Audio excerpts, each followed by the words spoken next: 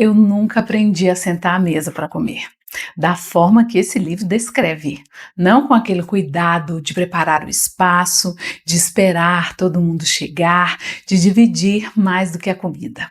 Na casa onde eu cresci, as refeições eram individuais, rápidas, cada um se virando. A televisão era a companhia mais constante, o prato no colo, os olhos na tela e aquela sensação de que comer era só uma função do corpo, não um momento que pertencia a alguém. Eu me virei cedo, aprendi a suprir o que precisava, sem esperar que ninguém preparasse nada para mim. E por muito tempo achei que isso era só parte da minha história, algo que havia ficado para trás. Mas eu vi que não é bem assim. Porque o que a gente aprende sobre a mesa, sobre lar, sobre presença, vai junto para dentro de qualquer espaço que a gente constrói depois. Sem perceber, eu reproduzia o que tinha recebido. Refeições apressadas, sem cerimônia, sem intenção. O que importava era resolver a fome. O resto parecia supérfluo demais para ter espaço na agenda. Foi quando eu li A Experiência da Mesa, da Dev Titus, que algo precisou ser ajustado. Não com culpa, mas com uma clareza que dói um pouco, porque é muito honesta. Eu não sabia o que estava perdendo, porque eu nunca soube o que era possível ter. E talvez você também não. Talvez você tenha crescido numa casa parecida com a minha. Ou talvez tenha crescido num lar um pouco mais diferente, mas ainda assim a mesa foi desaparecendo da sua vida adulta devagar, substituída pela televisão ligada durante o jantar, pelo celular que ninguém consegue largar, pelas refeições em pé, no carro, sozinha na cozinha depois que todo mundo já foi dormir. A autora abre o livro com uma pergunta que parece pequena demais para ter tanto peso. Será possível que uma função tão simples do lar, quando negligenciada, acabe causando a destruição de toda a instituição da família? Ela chegou a essa pergunta depois de se deparar com uma pesquisa que revelou algo perturbador: o índice de divórcios entre famílias que frequentavam a igreja, ultrapassando o de famílias que não têm esse hábito. E ela não conseguia parar de pensar: como? Por quê? A resposta que foi se formando ao longo de toda a leitura não é sobre fé faltando, não é sobre oração faltando, sobre esse espaço que parece banal, cotidiano, quase insignificante, mas que carrega dentro dele algo que nenhuma reunião de domingo consegue substituir. Eu li isso e não pude fingir que não dizia respeito a mim. Esse livro não me ensinou uma técnica, não me deu um programa de 5 passos. Ele me mostrou algo que eu nunca tinha recebido e que agora tenho a responsabilidade de construir. Não porque alguém me ensinou, mas porque eu entendi que vale a pena. Se você está aqui, meu nome é Patrícia e este é o Entre Páginas e Revelações, um canal onde a gente usa livros cristãos não como fonte de informação, mas como um instrumento de formação interior. Cada livro que eu trago aqui passou pela minha própria vida primeiro, e esse em especial passou por lugares que eu não esperava que fosse chegar. Se enquanto você me ouve sentir que a experiência da mesa pode te ajudar a aprofundar esse processo, o link está na legenda para quem quiser seguir essa leitura no seu próprio ritmo. Curta, se inscreva e vamos começar. A Dev escreve que o lar é o lugar onde o coração se forma. E então ela vai além. Dentro do lar, nosso coração pode ser magoado, endurecido por aquilo que vivenciamos, ou ficar fortalecido, seguro e sensível pelo que acontece ali. Quantas de nós carregamos marcas de um lar que formou nosso coração de uma forma que não escolhemos?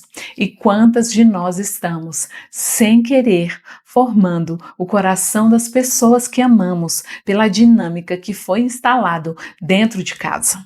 Silenciosa, cotidiana, sem que ninguém tenha declarado isso em voz alta? O lar forma, a mesa forma, e o que acontece à mesa ou a ausência dela deixa marcas que a gente leva para a vida inteira. Algo que foi se tornando evidente ao ler esse livro é que a mesa na Bíblia nunca é apenas um móvel. Jesus foi convidado para jantar incontáveis vezes. Ele comia com pescadores, com fariseus, com seus discípulos. A última noite antes da cruz foi uma refeição.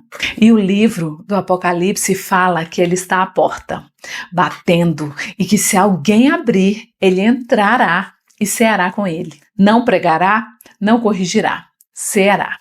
Tem algo de muito profundo nisso. Deus poderia ter criado nossos corpos sem precisar de alimentação, ou com necessidade de comer apenas uma vez por mês. Por que então criou o ser humano com a necessidade de comer todos os dias, múltiplas vezes? E se essa necessidade não fosse apenas física? E se ela fosse a estrutura que Deus usou para nos garantir encontros regulares, face a face, um com o outro e com ele, ficamos mais inteligentes, mais fortes, mais saudáveis e mais felizes quando fazemos refeições juntos à mesa com quem amamos. Isso não é dado espiritual vago, é o que a pesquisa começa a confirmar. E a autora faz a conexão que me pareceu honesta demais para ignorar. Deus, que nos criou como seres de mente, de espírito, de corpo e alma, providenciou na refeição diária uma oportunidade para alimentarmos todas as 4 dimensões ao mesmo tempo. E quando reunimos a família em volta da mesa, ele se faz ali presente de uma forma especial. Cada vez que damos graças pelo alimento, incluímos outra presença à mesa. Deus chega para jantar. O que eu tinha transformado em rotina mecânica, em dever cumprido às pressas, antes de todos irem para cada lado, era exatamente o espaço que o próprio Deus havia designado como lugar de encontro. Não o culto de domingo, não a oração da manhã, a mesa. O jantar, o momento em que a família se senta face a face e existe junta. Houve um alinhamento silencioso nessa leitura. Não foi uma revelação dramática, foi mais parecido com alguém me mostrando uma janela que estava embaçada e passando um pano nela devagar. E quando a clareza chegou, ela não foi confortável, mas foi boa. Uma das anotações que fiz durante a leitura foi esta.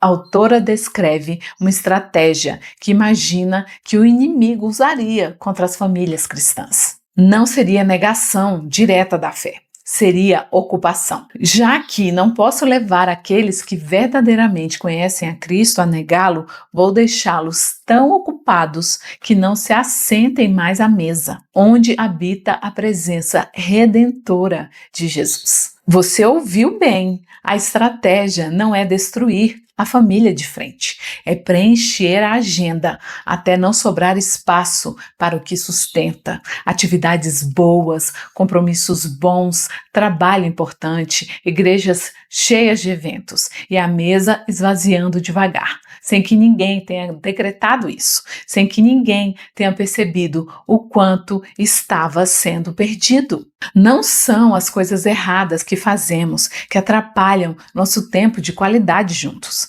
Em geral, nossos dias se tornam estressantes e cheios de frustração, porque fazemos coisas boas em excesso. Isso me confrontou profundamente, porque eu não tinha me afastado da mesa por negligência óbvia. Eu tinha me afastado por ocupação, por responsabilidades, por tudo que parecia necessário. E o que sobrava?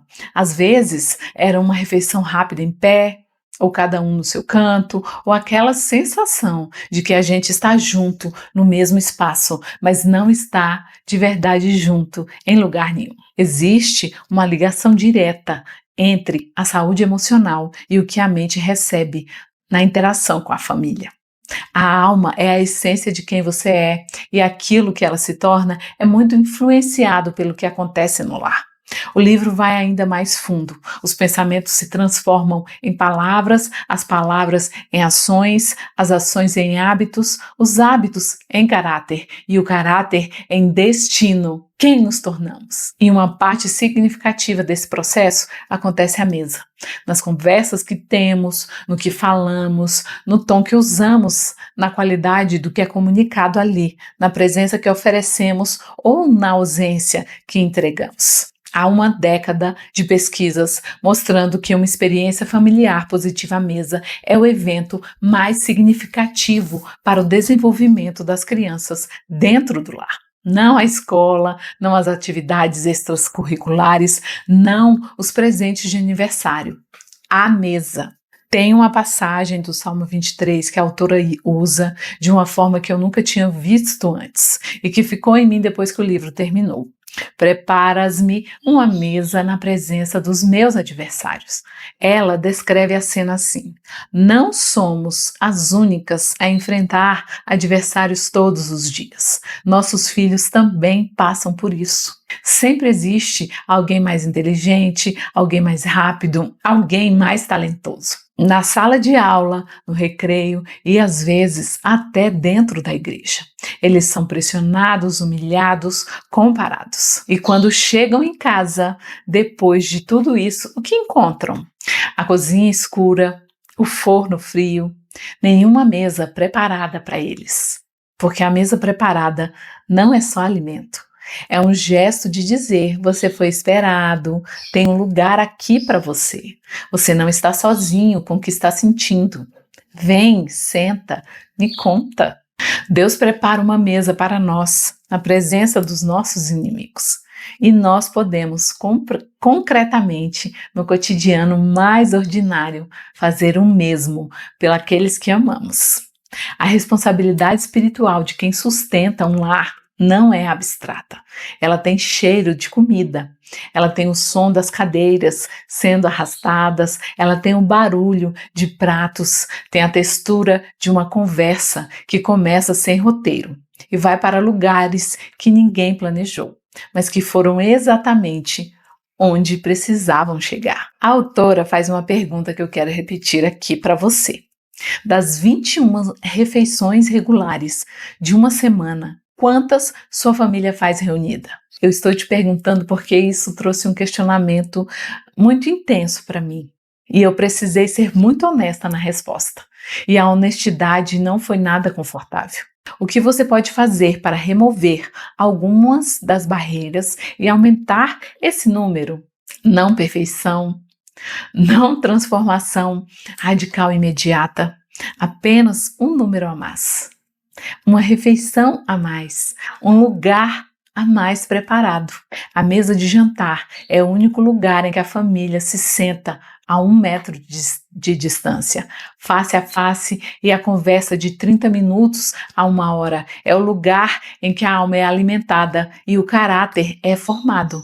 É ali que a presença sobrenatural de Deus vem operar no coração humano de formas que nenhuma pregação por si só alcança.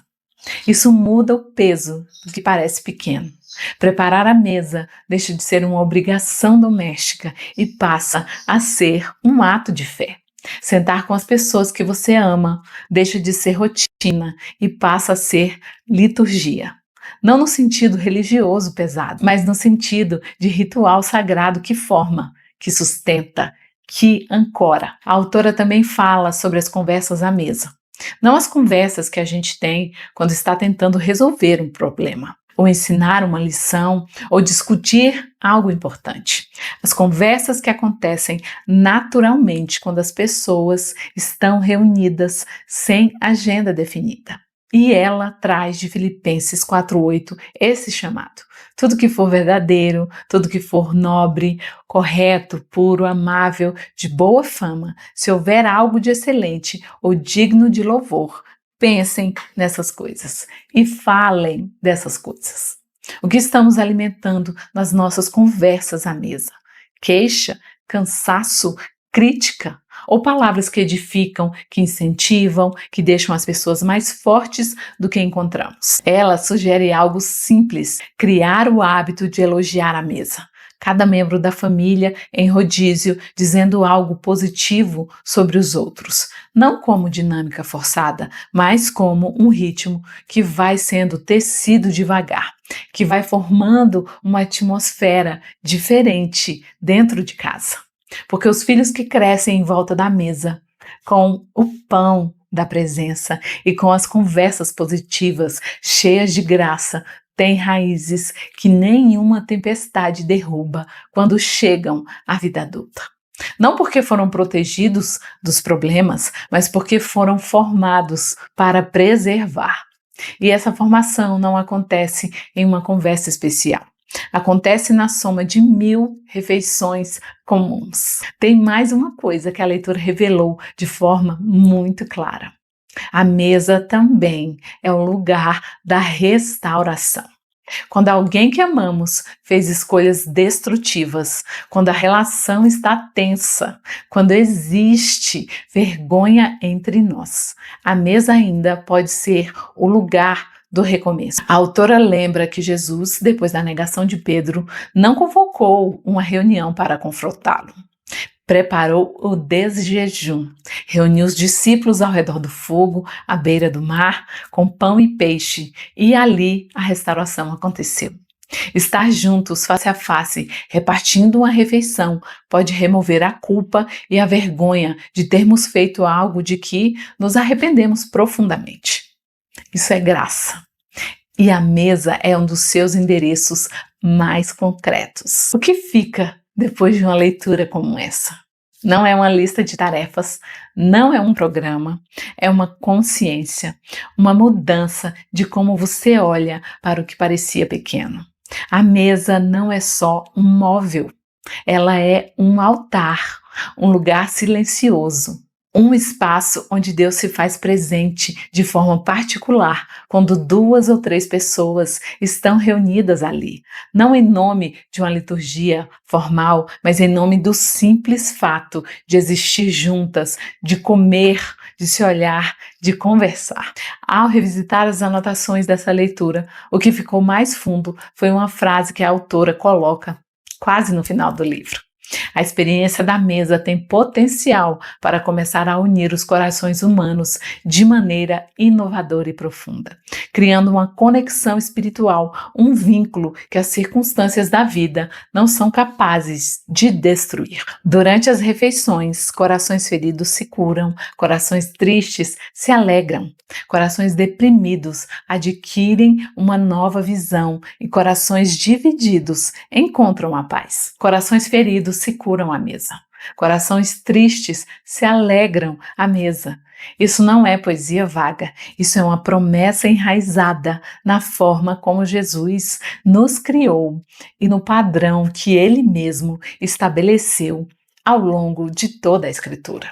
O que nos cabe não é a perfeição, é a presença, é a decisão de não deixar a mesa esvaziar mais. É o comprometimento de que esse espaço vai existir, que vai ter intenção, que vai ter graça. Há uma pergunta que a autora lança em um dos capítulos e que eu vou repetir aqui.